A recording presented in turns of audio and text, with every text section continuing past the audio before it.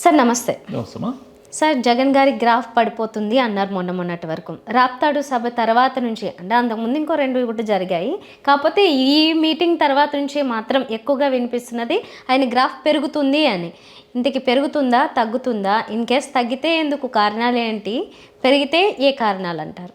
అంటే మనం గ్రాఫ్ పెరిగింది తగ్గింది అని ఇప్పుడు ప్రాథమిక అంచనాలకు రావడం అనేది కరెక్ట్ కాదు. కానీ మొన్నటి వరకు జగన్ గారి గురించి ఏమన్నారంటే ఆయన అందరూ వదిలి వెళ్ళిపోతున్నారు, కకావికలైపోతున్నారు, ఆయన టికెట్ ఇవ్వకపోతేనే మనకు సేఫ్, ఓడిపోతాము అనే రకమైన మూడ్ క్రియేట్ అయింది.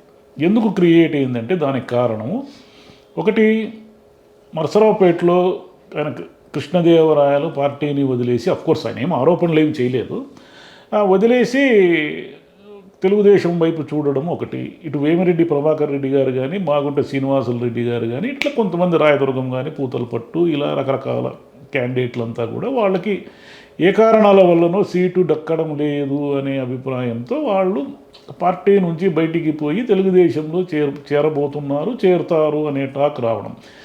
ఈ టాక్ రావడంతో ఏమైందంటే వైసీపీ గ్రాఫ్ పడిపోతూ ఉంది, ఇంక జగన్ ఓటమి భయం పట్టుకుంది, ఇక కకావికలైపోతున్నారు అని ఒక ఇది వచ్చింది, జనంలో వార్తలు వచ్చాయి. ఈ వార్తలు వచ్చిన తర్వాత ఏం జరిగిందంటే రాప్తాడు సభ ఉన్నట్టుండి సూపర్ సక్సెస్ అయింది. సరే, ప్రతిపక్షాలు ఏమంటాయంటే ఇది సమీకరించారంటారు, వీళ్ళు ఏమంటారంటే వాళ్ళు ఏమి సమీకరించిన వాళ్ళు కాదు, మేము వాలంటరీగా వైసీపీ తరఫున వచ్చిన కార్యకర్తలు, వైసీపీని నమ్ముకున్న వాళ్ళు, ఇలా చెప్తారు. సరే, ఎవరు ఎన్ని చెప్పినా కూడా అంత పెద్ద సభ మనం ఎప్పుడైనా చూసామా ఈ మధ్యకాలంలో? అన్ని లక్షల మంది. సరే, ఫిగర్లు ఏవైనా చెప్పొచ్చు, వీళ్ళు 10 లక్షలు అనొచ్చు, వీళ్ళు 2 లక్షలు అనొచ్చు, వాళ్ళు 3 లక్షలు అనొచ్చు. అంటే ఎప్పుడు కూడా ఒక అతిపెద్ద మైదానములో జనాలు వచ్చినప్పుడు దాన్ని కరెక్ట్గా ఎవరు చెప్పలేరు, ఎవరి అంచనాలకు తగినట్టు వాళ్ళు చెప్పుకుంటారు. కానీ ఇక్కడ మనం చూస్తే, ఆ ఫోటో చూస్తే, ఆ వీడియోలు చూస్తే మనకు అర్థమయ్యే విషయం ఏంటంటే నో డౌట్ కొన్ని లక్షల మంది అయితే వచ్చారు. మరి వీళ్ళు నిజంగా జగన్ గ్రాఫ్ పడిపోతూ ఉంటే కొన్ని లక్షల మంది ఎందుకు అటెండ్ అయ్యారు? ఇంతమందిని సమీకరించిన, అంటే రాయలసీమలో వైసీపీ కొంచెం బలం ఎక్కువ కాబట్టి సమీకరణ కూడా సులభమైంది, జనం వచ్చేసారు.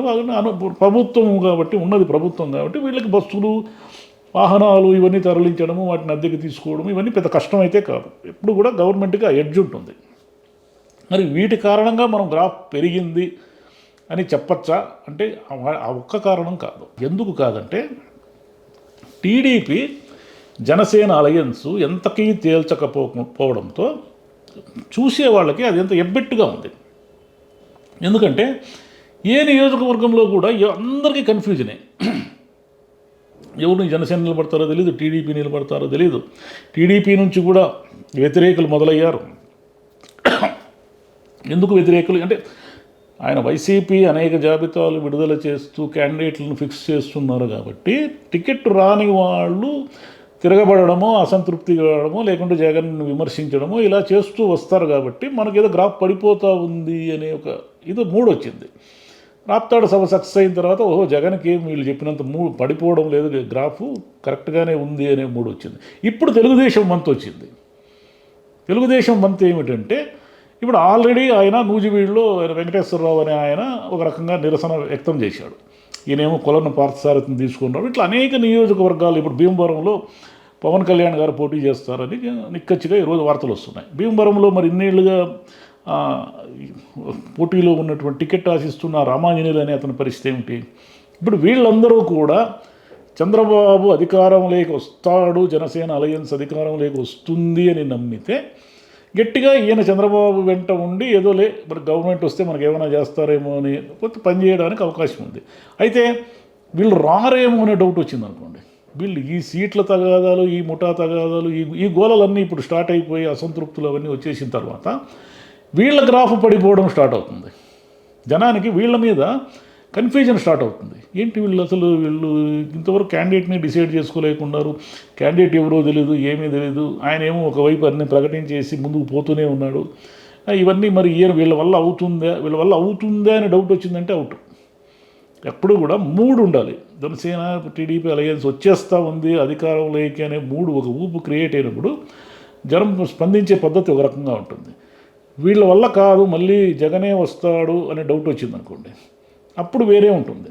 నిన్న జరిగిన ఆల రామకృష్ణారెడ్డి గారు మళ్ళీ వెనక్కి రావడం అనేది కూడా వైసీపీకి ప్లస్ పాయింట్. ఎందుకు ప్లస్ పాయింట్ అంటే ఓహో వెళ్ళిపోయిన వాళ్ళు కూడా వెనక్కి వస్తున్నారంటే అర్థమేమి, మళ్ళీ ఈయన ఏదో అధికారంలోకి వచ్చేటట్లే ఉన్నాడు. టీడీపీ జనసేన వాళ్ళు వీక్గా ఉన్నారు. రేపు బీజేపీ కలిసినా కూడా ఎప్పుడైతే సీట్లని ప్రకటిస్తారో, వీళ్ళు ఎన్ని సీట్లు అడుగుతారో 50-60 సీట్లు అడిగారు అనుకోండి, ఈ 50-60 సీట్లు ఇవి అని ప్రకటించేసిన తర్వాత చాలా మార్పులు చేర్పులు ఉంటాయి. ఎందుకంటే అక్కడ మీకు ఓటు ట్రాన్స్ఫర్ కావాలి కదా. ఇంతకాలం పనిచేసిన టీడీపీ వాళ్ళు నో డౌట్ 5 సంవత్సరాల నుంచి వాళ్ళ కింద మీద పడి వైసీపీ ప్రభుత్వంతో పోరాడుతున్నారు. పోరాడడం మీన్స్ ధర్నాలు, నిరసనలు, వాళ్ళ అభిప్రాయాలని వ్యక్తం చేయడము, పత్రికా ప్రకటనలు, ఇలా ఏదో ఒకటి చేస్తున్నారు వాళ్ళు. ఏమీ చేయని వాళ్ళు బీజేపీ వాళ్ళు, జనసేన వాళ్ళు. బీజేపీ వాళ్ళు జగన్కి అనుకూలమో తెలియదు, ప్రతికూలమో తెలియదు. పురంధేశ్వరి గారు విమర్శిస్తారు, మిగతా నాయకులందరూ మౌనంగా ఉంటారు. వాళ్ళ స్ట్రాటజీ ఏంటో ఎవరికి తెలియదు. అంటే గ్రౌండ్ లెవెల్లో, అంటే ఒక నియోజకవర్గంలో బీజేపీ వాళ్ళు వైసీపీ విధానాలను వ్యతిరేకిస్తూ ఒక పెద్ద ధర్నా చేసిన దాఖలాలు అయితే ఎప్పుడు లేవు. ఇక జనసేన అనుకోండి, జనసేన వాళ్ళు ఇప్పుడు పవన్ కళ్యాణ్ మళ్ళీ వచ్చేసాడు, సీన్డేకి అధికారంలోకి వచ్చేస్తాడు కాబట్టి కొంతమంది నాయకులు ఎక్కడికక్కడ నియోజకవర్గాల్లో వచ్చారే తప్ప వాళ్ళే ముందు నుంచి జనసేన కోసం ప్రతిరోజు పనిచేసిన వాళ్ళైతే కాదు. సీజనల్ నాయకులు, తెలుగుదేశం వాళ్ళు ప్రొఫెషనల్ నాయకులు, వాళ్ళ పనే అది. తెలుగుదేశం వాళ్ళ పని ఏమంటే వాళ్ళ నియోజకవర్గాన్ని అంటిపెట్టుకొని ఉండి వాళ్ళు ఏదో ఒక పని చేస్తూ ఉంటారు. జనసేన వాళ్ళు, బీజేపీ వాళ్ళు ఏమిటంటే సీజనల్ నాయకులు. వీళ్ళు ఎన్నికలు వస్తే హఠాత్తుగా కనిపిస్తారు. బీజేపీకి 10 సీట్లు ఇచ్చారనుకోండి, ఆ బీజేపీ నాయకుడు ఎవరు ఆ ఊళ్ళో ఎవరికి సగం మంది తెలియదు. ఇప్పుడు ఆయనకి టికెట్ ఇస్తారు. ఆయనకి టికెట్ ఇస్తే కడుపు మంటనంతా దాచుకుని టీడీపీ వాళ్ళు పనిచేయాలి, జనసేన టీడీపీ వాళ్ళందరూ పనిచేయాలి. సరే, ఇవన్నీ కూడా జగన్ మళ్ళీ ముఖ్యమంత్రి కాకూడదు అని జనం గట్టిగా డిసైడ్ అయితే మనం చెప్పే సమీకరణలు, లెక్కలు ఏమీ పనిచేయవు. కావాలి అని డిసైడ్ అయినా ఏమీ పనిచేయవు. ఎందుకంటే జనానికి ఒక వేవ్ లాంటిది, మూడ్ లాంటిది క్రియేట్ అయితే దాన్ని ఎవడు ఆపలేడు. కానీ వీళ్ళందరూ చెబుతున్నట్టుగా జగన్ వ్యతిరేక వేవ్ ఉందంటే ఇప్పటి వరకు దాఖలాలు లేవు.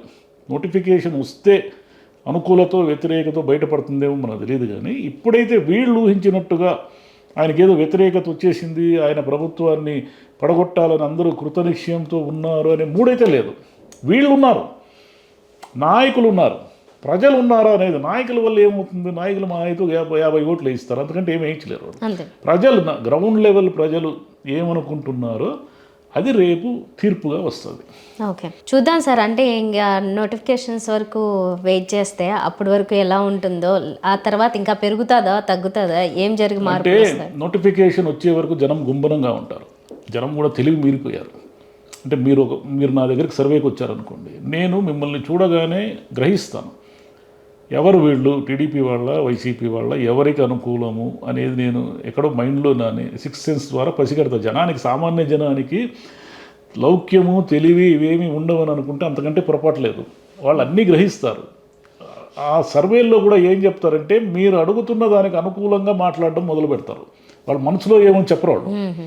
నోటిఫికేషన్ వచ్చిన తర్వాత ఈ గుంబనం అంతా వెళ్ళిపోతుంది. గొప్పగా ఇటా అటా అనేది తేలుస్తారు. రేపు చంద్రబాబు గారు, పవన్ కళ్యాణ్ గారు కానీ, ఇటువైపు ఉన్నటువంటి జగన్ గారు కానీ రేపు సభలు పెడతారే. ఇప్పుడు విస్తృతంగా పెట్టే సభలు సక్సెస్ కావడం వేరు. రేపు ఎన్నికల నోటిఫికేషన్ ఇవన్నీ వచ్చేసిన తర్వాత ఒక నియోజకవర్గ స్థాయి సభలు పెడతారు. నియోజకవర్గ స్థాయి సభలు పెట్టినప్పుడు ఇలా తరలించడం, సమీకరించడం సాధ్యం కాదు. నియోజకవర్గాల్లో వీళ్ళు ఎంతమంది వీళ్ళకి స్వచ్ఛందంగా జనం వస్తున్నారు అనే దాన్ని బట్టి కొంత అంచనా వేసేయచ్చు.